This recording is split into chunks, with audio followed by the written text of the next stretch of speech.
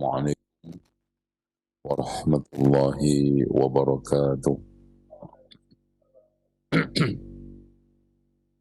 Innal hamdalillah nahmaduhu wa nasta'inuhu wa nastaghfiruhu wa nastahdiih wa na'udzu billahi min shururi anfusina wa sayyiati a'malina. من يهده الله فلا مضل له ومن يضلل فلا هادي له أشهد أن لا إله إلا الله وحده لا شريك له وأن محمدا عبده ورسوله. قال الله عز وجل: يا أيها الناس اتقوا ربكم الذي خلقكم من نفس واحدة وخلق منها زوجها وبث منهما رجالا كثيرا ونساء واتقوا الله الذي تساءلون به والأرحام إن الله كان عليكم رقيبا. وقال تبارك وتعالى: يا أيها الذين آمنوا اتقوا الله حق تقاته ولا تموتن إلا وأنتم مسلمون. وقال عز وجل: يا أيها الذين آمنوا اتقوا الله وقولوا قولا سديدا يصلح لكم أعمالكم ويغفر لكم ذنوبكم ومن يطع الله ورسوله فقد فاز فوزا عظيما.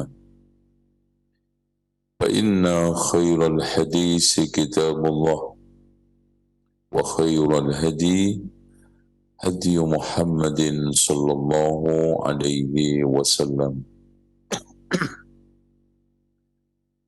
وشر الأمور محدثاتها وكل محدثة بدعة وكل بدعة ضلالة وكل ضلالة في النار.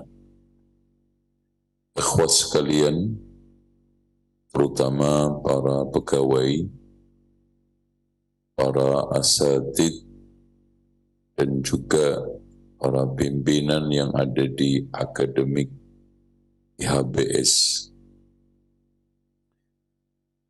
bahwa kehidupan manusia berbeda dengan hewan ada di dalam akal dan ilmu. Hewan tidak punya akal, tidak punya ilmu. Dan bila ilmu itu menuntun akal, maka akal tersebut akan berfaedah. Bila akal itu dituntun oleh hawa nafsu, maka kehidupannya tidak ada beda dengan hewan.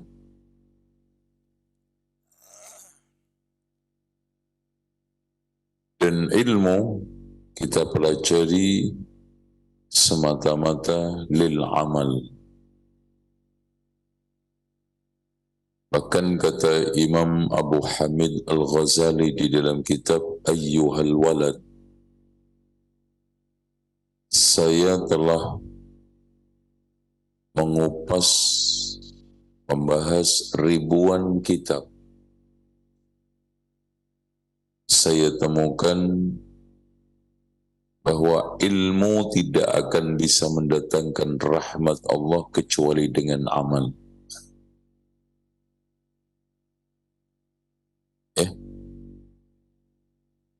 Makanya siapa, kata beliau, yang makin tambah ilmunya tetapi tidak menjauhkan dia dari maksiat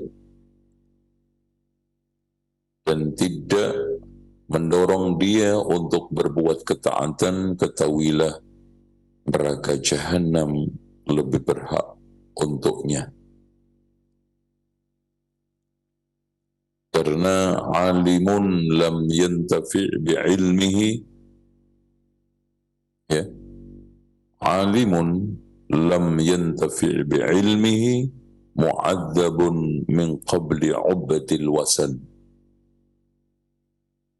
Seorang alim yang tidak bisa memanfaatkan ilmunya, maka disiksa oleh Allah sebelum penyembah berhala. Antum ingatkan hadis Rasulullah, salasatun awwalu man tusa'ar bihimun naru yawmal qiyamah. Ya kan? 3 orang yang pertama kali diceburkan oleh Allah ke neraka. Siapa yang pertama? Siapa? Rajulun ustushid. Yang kedua, alim wa qari. Yang ketiga, al-mutasaddiq bimalihi. Ya. Dengan demikian, jangan sampai kita itu mencari ilmu itu salah niat. Dan antum di sini juga bukan hanya karena diwajibkan oleh yayasan, karena akhirnya mau belajar. Karena itu bagian daripada penilaian SDM. Rugi kehadiran antum di sini.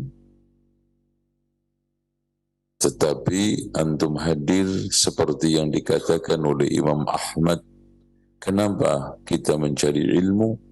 Untuk menghilangkan kebodohan diri kita.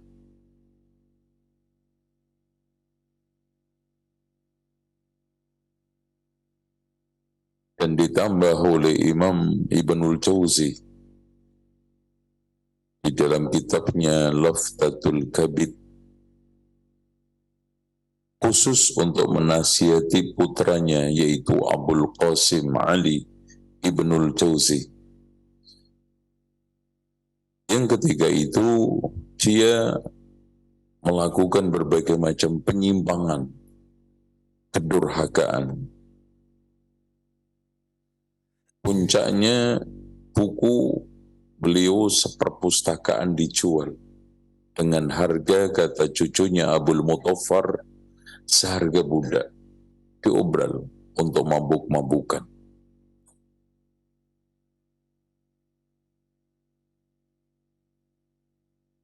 Dia di situ mengatakan, di samping kita itu belajar untuk menghilangkan kebodohan kita, termasuk juga untuk meluruskan ibadah dan menegakkan syariat.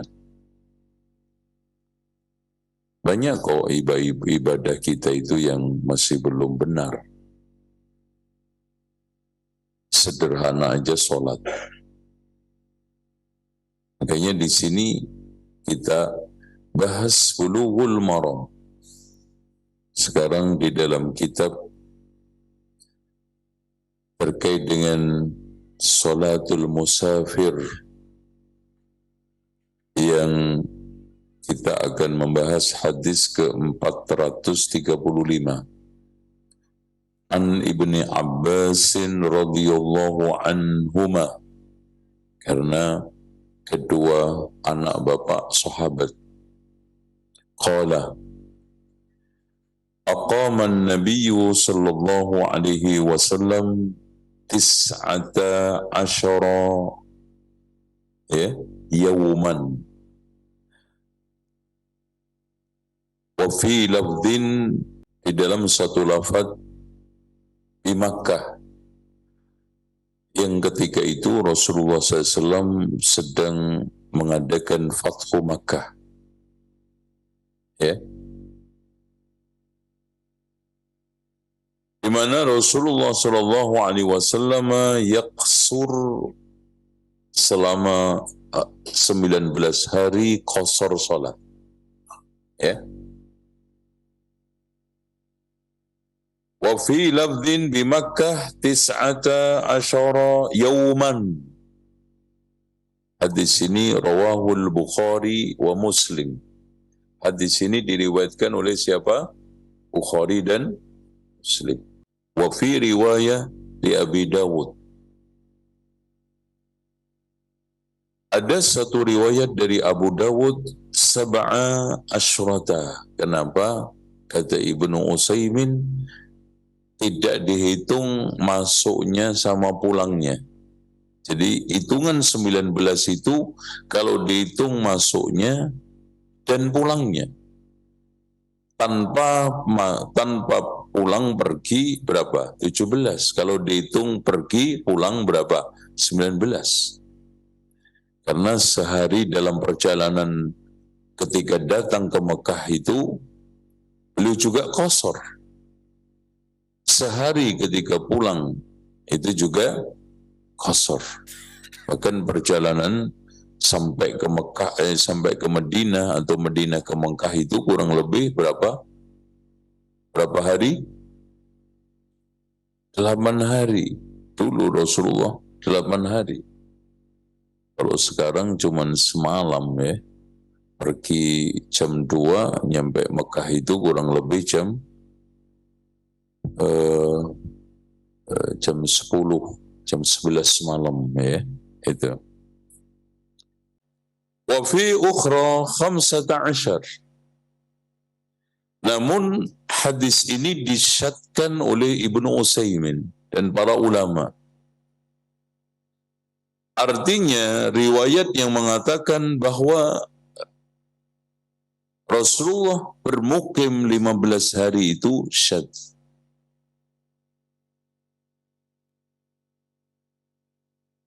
Ini kenapa di sana ada seorang perawi yang dipersoalkan oleh para ulama yaitu Muhammad ibnu Ishaq dari Zuhri bahwa beliau dikatakan saduqun mudallis. Walaupun akhirnya dibela oleh beberapa ulama, namun ulama yang mendhaifkan hadis ini seperti Imam An-Nawawi bisa kita ambil sebagai penterjih. Artinya yang kuat, yang rajih bahwa hadis ini adalah dhaif, minimal syadz, karena menyelisihi hadis sahih yang menyelisihi hadis yang lebih sahih. Walahu an Imran ibnu Husain. Ya. Hadis dari Imran ibnu Husain samaniya asyrata, ini hadisnya adalah dhaif. Karena di dalamnya ada Ali bin Zaid ibnu Jad'an. Yang ini adalah perawi sangat lemah sekali.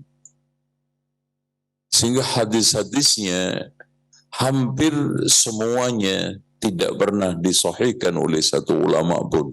Termasuk ulama yang mutasahil seperti Imam Ibnu Hibban dan juga Imam Al-Hakim.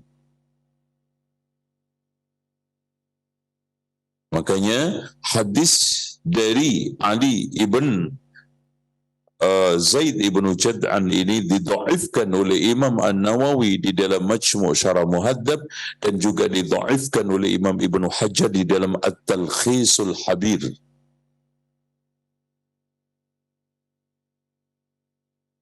Walahu an Jabir radhiyallahu anhu aqama Rasulullah SAW mukim bitabuk, daerah kalau sekarang antara Madinah dengan Tabuk itu 640 km. Ya. Ke arah selat, ini ke utara dan lebih dekat dengan Shimal, makanya dingin dan sangat subur. Dan di situ pernah Rasulullah SAW perang Tabuk yang menang tanpa perlawanan. Meskipun musuhnya itu ribuan. Hampir 45.000. Dan disitulah Rasulullah SAW mengeluarkan ultimatum untuk melarang ke tempat Madain Samud. Kaumnya Nabi siapa? Nabi siapa? Saleh. La tadkhulu ala haula'il mu'adzabin illa an takunu bakin. Janganlah kalian masuk ke tempat orang-orang yang disiksa itu kecuali dalam keadaan menangis. Maksudnya takut khasyah, takut terazab seperti mereka. Wa illam takunu bakin fala tadkhulu alaihim.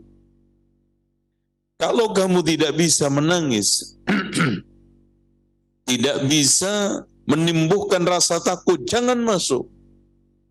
Apalagi wisata, pasti bersenang-senang, pasti selfie-selfie. Mana ada orang wisata nggak selfie? Ketek aja selfie. Iya nggak? Kenapa? Kata Rasulullah Sallallahu Alaihi Wasallam, sayusibukum ma asabahum, karena kalian akan tertimpa azab seperti mereka. Masya Allah. Ini Tabuk, yang itu merupakan satu peperangan ujian. Terpisahnya antara mukminun dan munafikun. Sampai ada yang dihajar, dalam bahasa kita dihajar oleh Rasulullah SAW. Di antaranya siapa? Ka'ab bin Malik. Tidak diajak bicara, tidak diberikan salam, tidak diajak muamalah. Bahkan istri-istri anaknya suruh menjauh dari mereka. Sampai dhaqat alaihimul ardu bima rahubat. Sempit dunia itu. Ya. Yang akhirnya di antara mereka yang perang, munafikun itu mengeluarkan statement. Saya belum pernah melihat orang yang paling rakus makannya, paling pendusta mulutnya, dan paling penakut ketemu musuh ketimbang sahabat-sahabatnya Rasulullah SAW. Masya Allah. Orang tersebut setelah diklarifikasi dan diturunkan ayat Allah, saya dalam kondisi kurau ya Rasulullah untuk menghilangkan kepenatan perjalanan. Karena jalan, kadang ada yang jalan kaki. Paling banter itu kuda, unta. Dan itu musim apa? Panas. Qul naru jahannama asyaddu harra. Sampai itu yang dikeluarkan oleh Rasulullah. Sementara di antara sebagian sahabat, kurmanya sedang rutop. Wah, Masya Allah, panas. Lihat kurma rindang, ada rutopnya, air seger. Waduh, nggak jadi deh. Tuh, godaan. Makanya godaan itu nggak selalu susah. Cobaan itu nggak selalu miskin. Hidup di dalam keadaan bergelimang harta juga ujian, hidup dalam keadaan cupat juga ujian. Iya, tapi orang itu lebih lolos ketika diuji susah. Makanya kata Abdurrahman bin Auf, kami dulu diuji dengan kesulitan, banyak yang berhasil. Setelah diuji dengan kemewahan, banyak yang gagal. Gagal. Akhirnya Allah turunkan kepada mereka apa? Qul abillahi wa ayatihi wa rusulihi kuntum tastahzi'un la ta'tadiru al-yawma qad kafartum ba'da imanikum. Masya Allah. Padahal guru. Dan ucapannya kan gak seseru orang-orang yang mengatakan sekarang ini perkataan-perkataan yang menyakitkan Islam dan kaum muslimin. Orang cadaran dituduh apa? Ninja hadori. Terus orang jenggotan kambing tua. Enggak ada. Dia hanya mengatakan, aku belum pernah melihat orang yang lebih rakus perutnya, takut ketemu musuh, dan dusta mulutnya ketimbang sahabatnya Rasulullah SAW. Allah katakan apa? Qad kafartum ba'da imanikum. Ini tabuk, pelajaran buat kita. Makanya intinya adalah keistiqomahan dan selalu dihiasi dengan 3. Kalau mendapatkan nikmat syukur, kalau mendapatkan ujian sabar, kalau mendapatkan dosa istighfar. Itu aja. Hidup itu fluktuatif, Pak. Kadang kita berkecukupan, kadang kekurangan.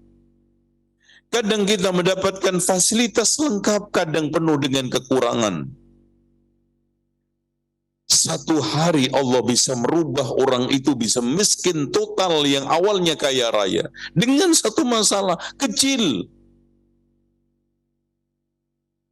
Bagaimana Allah menghancurkan Namrud? Bagaimana Allah sekarang cara menghancurkan Fir'aun? Yang semuanya tidak pakai manusia senjata, apalagi sekarang ini roket-roket yang canggih, tidak.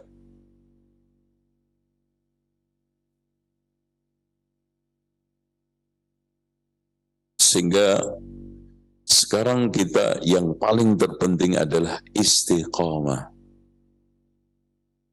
Kun taliban lil istiqamah, kata Ali Ar-Rawbadi, wala takun taliban lil karamah. Itu, carilah istiqamah, jangan cari karamah. Nah, aqama bi Tabuk, mukim di Tabuk 20 yauman yaksur. Bahkan di dalam satu lafaz, meskipun di sana riwayatnya adalah lemah, dilemahkan oleh Imam Asy-Syaukani 40 yauman. Jadi dari penjelasan hadis-hadis ini, orang yang safar kemudian mukim sementara, boleh enggak dia itu qasar, atau setelah beberapa waktu dia itu harus itmam? Menurut jumhur ulama, setelah 4 hari harus itmam. Dan menurut pendapat yang kuat, dan inilah menunjukkan bahwa tidak setiap pendapat jumhur itu selalu kuat.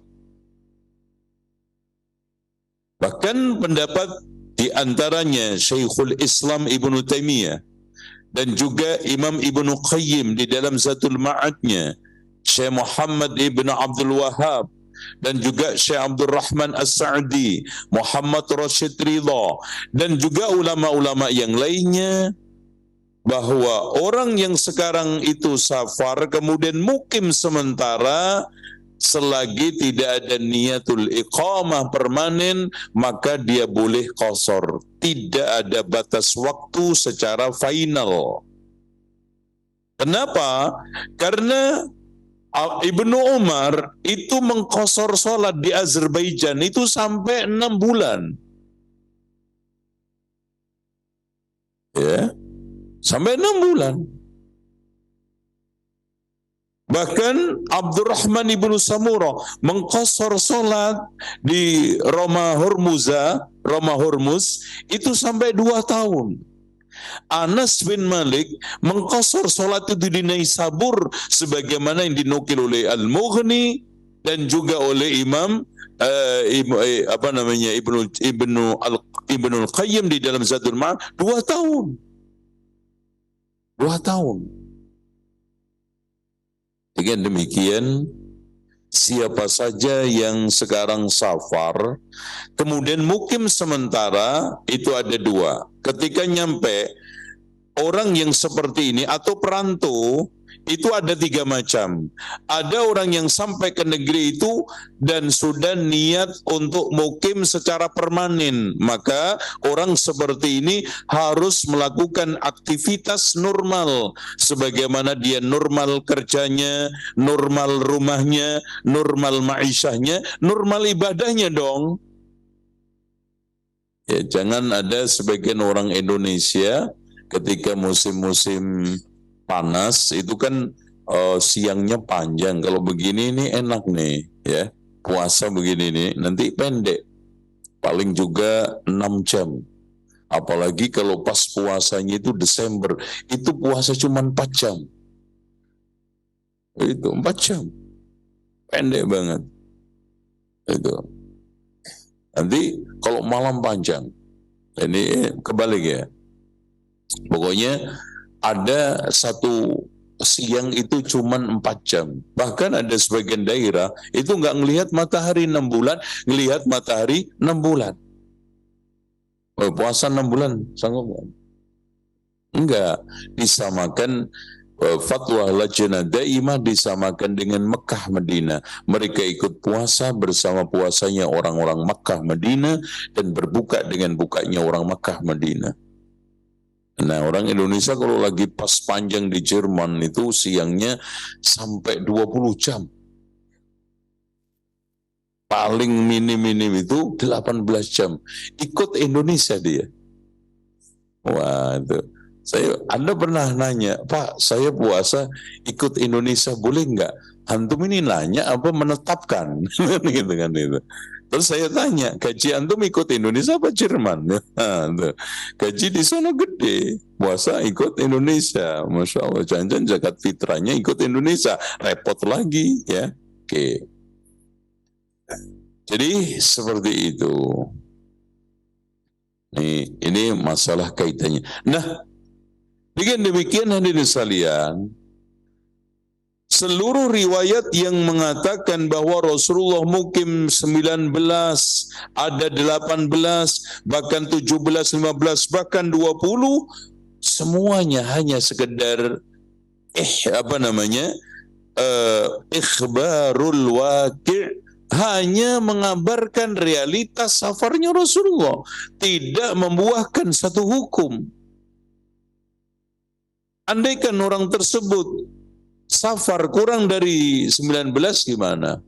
Kurang dari 15 gimana? Yang mengatakan 4, kurang dari 4 gimana? Lebih 4,5 hari gimana? Sementara kondisi faktual masih benar-benar dia safar. Contoh aja sih sekarang ini sedang bepergian menggunakan kapal layar. Dengan demikian hadirin sekalian, yang menjadi panduan lagi-lagi adalah uruf. Makanya barang siapa yang mukim dan niatnya sudah permanen maka totalitas. Dia sekarang ini sudah mukim tetapi tidak jelas kapannya. Saya akan balik ke kampung, cuman saya akan mukim di sini, tapi nggak jelas. Bisa setahun, bisa setengah tahun, bahkan bisa 2 bulan. Nah, yang terakhir jelas, saya akan mukim di Jakarta hanya selama 6 bulan, 7 bulan, 1 tahun, karena ikut satu acara atau ada tugas kantor. Nah, dalam kondisi seperti ini muncul hukum juga, boleh tidak saya kawin niatnya cerai? Sejumlah selama saya mukim di tempat tersebut. Umpamanya seorang tugas ke Amerika selama 2 tahun. Ya. Dia nikah secara normal dohirnya, tapi di batinnya nanti kalau tugas saya selesai 2 tahun saya tinggalkan. Itu yang disebut dengan an-nikahu biniyatit talaq, nikah dengan niat talak. Jumhur ulama tidak membolehkan. Ada yang mengatakan boleh, tetapi perlakuan dia itu adalah haram. Niatnya adalah haram. Kenapa? Kalau seandainya itu dia ungkapkan kepada walinya, yakin dia kecewa. Dan perempuan itu kalau tahu jelas dia nggak setuju. Dan anehnya ini dalam kondisi-kondisi yang sangat spesifik. Nah, anehnya fatwa ini dipakai oleh sebagian orang Arab untuk kawin di puncak. Nggak benar. Jadi ini fatwa sebetulnya kondisinya ini sangat kasuistik, di mana ada orang menghadapi suatu fakta kalau tidak nikah berzina dan tergoda dan dia tidak bisa mengendalikan syahwat, sementara dia tidak permanen di sana, maka keluarlah fatwa tersebut. Ini enggak. Daruratnya di mana? Yang nyuruh ke puncak siapa? Yang menugaskan sekarang ke puncak siapa? Tugas apa yang menyebabkan Anda darurat sehingga niat nikah biniati tolak? Akhirnya diri sekalian secara faktual, secara hakikat, akhirnya apa? Mut'ah. Yang itu diharamkan di dalam Islam. Dan akhirnya na'udzubillah min dzalik, ya mereka memakai wanita-wanita mana saja yang siap digituin, yang tidak lain apalagi kalau enggak pelacur, dengan definisi sekarang PSK, pekerja seks komersial, diindahkan, dihaluskan supaya apa? Supaya ada pembelaan. Buktinya Anda kok yang membela orang-orang zina, dia kan bekerja, mencari nafkah. Masa enggak kita lindungi? Apalagi ada fatwa lagi yang mengatakan zina itu boleh dengan 4 syarat. 1, di wilayah tertutup, yaitu wilayah privat. Berarti kalau zinanya di dalam kerdus atau drum disor, halal gitu kan, dicor ya, disoder gitu ya, biar mati di dalam drum gitu kan, itu halal. Kemudian yang kedua, dilakukan suka sama suka. Yang ketiga, dilakukan tanpa paksaan. Yang keempat, ikhlas tulus. Kalau bisa, jazakumullah khair setelah praktek. Ajib. Ini merupakan satu satu gerakan fobia Islam yang dititipkan kepada anak-anak kaum muslimin. Dan mereka sudah punya agen-agen di setiap negara, punya distributor di setiap negara, sehingga pemikiran-pemikiran ini sudah tidak lagi disampaikan oleh mereka langsung, tetapi oleh abnaul muslimin. As'alullah al-afiyah. Makanya mereka itu selalu menstandarkan umat Islam kalau sudah mengikuti mereka dalam 3 selesai: musik, khamr, babi. Kalau sudah babi dihalalkan, khamr dihalalkan, musik dihalalkan, udah. Mereka sudah berhasil tepuk tangan. Dan sekarang sudah mulai sayup-sayup, musik sudah. Tinggal apa? Khamr, udah mulai. Dikasih nama-nama yang indah, tinggal babi. Dan jargon mereka selalu mempersoalkan setiap saatnya: 1, penegakan syariah, 2, hijab, 3, adzan, 4, khilafah. Itu aja yang dia puter, nggak punya bahan. Mereka untuk menjatuhkan Islam dan untuk berbicara masalah anti-Islam atau enggak antitesanya, itu selalu 4. Penegakan syariah dipersoalkan, khilafah dipersoalkan, azan dipersoalkan, hijab wanita dipersoalkan. Enggak dulu, enggak sekarang. Ya, makanya kalau ada isu-isu itu digulirkan, itu hanya pengulangan. Ya. Allahu a'lam bishawab. Jadi kembali lagi kita simpulkan, orang yang sekarang ini merantau itu ada 3 macam. Dia sekarang sampai ke tempat perantauan dan sudah ada niat mukim secara permanen. Maka dia harus melakukan aktivitas ibadah secara normal, sholat pun itmam. Ada yang sekarang ini dia datang ke suatu tempat perantauan, mukim sementara tapi waktunya tidak jelas, maka orang seperti ini boleh jamak qasar seperti yang dilakukan oleh sahabat-sahabat walaupun tahunan. Kenapa para ulama, para sahabat tersebut sampai ada yang qasar 6 bulan sampai 2 tahun? Karena terjepit oleh musim keluar. Kalau sekarang dengan mudah bisa keluar untuk pesawatnya. Dulu Pak, mengandalkan apa? Onta. Kalau pergi, mati saunta-unta nih. Ya. Terus kemudian lautan tidak bisa bergerak, mau naik kapal apa? Makanya tunggu sampai cair. 6 bulan. Makanya baru pulang ke Madinah. Ada yang 2 tahun. Bahkan Anas bin Malik pernah mukim 2 tahun di Syam, jamak qasar. Ya, dengan demikian yang paling terpenting adalah niatul iqamah ada atau tidak.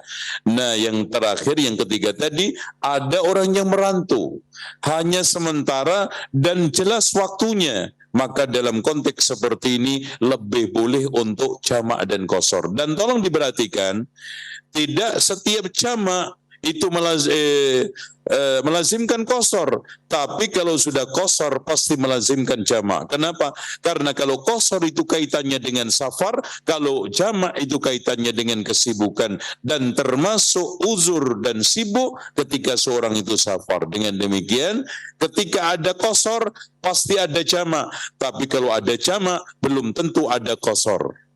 Contoh sekarang ada orang yang pulang dari kantor, mungkin jam-jam segini, jam 5. Diperkirakan nyampe Bekasi itu maghrib. Ternyata banjir.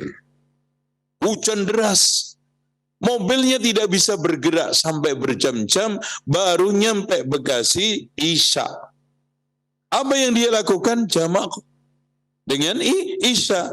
Normal karena jamak, sholat maghrib 3 rakaat, sholat isya berapa? 4 rakaat. Tapi jangan tiap hari, itu namanya bukan rukhsah. Ada orang yang tiap hari jamak. Sama juga, tiap hari qasar.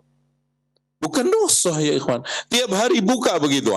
Pokoknya ana status saya kan musafir terus. Apalagi di Jakarta ini. Udah, saya nggak pernah puasa Ramadan. Terus-terusan. Ini sama aja ada orang bilang malas tapi nggak pernah sholat.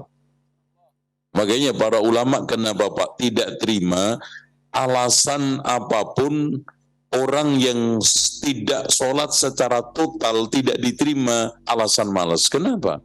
Nggak mungkin ada orang malas permanen. Sehingga kalau sekarang ada orang sekarang nggak pernah sholat sama sekali, terus alasannya saya nggak ingkar Pak, saya tetap beriman, sholat itu wajib, tapi saya malas Pak. Masa malas seumur hidup? Sama aja, yakin SDM nggak akan percaya kalau antum malas sejak mulai diterima menjadi pegawai IHBS nggak pernah masuk sampai pensiun. Itu terus minta gaji. Ya Pak, tapi kan anak malas Pak. Enggak mungkin. Pasti di sana ada ingkar yang tersembunyi. Dengan demikian, Syekhul Islam di dalam memutuskan orang yang meninggalkan sholat, kalau ingkar jelas sepakat ijma' di antara para ulama kafir keluar dari Islam, karena al-ahdu bainana wa bainahum as-shalah, faman taraka faqad kafar. Kalau dia sekarang alasannya malas, maka dilihat. Kalau kadang sholat, kadang tidak, maka dia bisa diterima uzur malasnya dan dia masih dihukumi muslim. Tetapi kalau dia total tidak pernah sholat sama sekali, maka dia tetap dihukumi kafir karena tidak mungkin orang itu punya uzur secara permanen. Gak mungkin selamanya itu dia malas makan, ya kadang-kadang. Hari ini aja, besok Masya Allah ditawari sate habis 40. Males kemarin Pak, lu sekarang kok bisa habis 40 Pak? Iya Pak, lagi semangat Pak, itu kan. Males kerja, sekarang sehari 2 hari gak masuk telepon, Mas antum sakit enggak ini? Iya Pak, lagi males saja Pak. Oh gitu ya. Nah, Awas ya, besok nggak datang ya, pasti diancam. Coba nggak datang hari ketiganya, itu insya Allah itu kir keluar. Ya, jadi santet, anak santet antum ya. Tapi kalau sekarang antum nggak pernah keluar sama sekali, nggak pernah masuk sama sekali, terus alasan malas, wallahi ya ikhwan, akal kecil pun tidak akan terima, apalagi orang yang waras. Ya, wallahu a'lam bishawab. Demikian, mudah-mudahan bisa diterima. Terima kasih kepada para karyawan dan juga asatid dan juga para pemimpin atau pimpinan di HBS dan juga para pemirsa yang mengikuti lewat Radio Roja. Semoga Allah Subhanahu wa taala memberikan karunia kepada kita ilmu yang bermanfaat, dan pembahasan kita tentang masalah hadis-hadis dari Ibnu Abbas, dari Imran bin Husain, dari yang lainnya termasuk Jabir, tentang batasan-batasan mukim sementara, semuanya tidak bisa menjadi dasar bahwa orang yang mukim sementara ketika safar tidak boleh qasar. Itu tidak ada dalilnya, tidak ada dasarnya.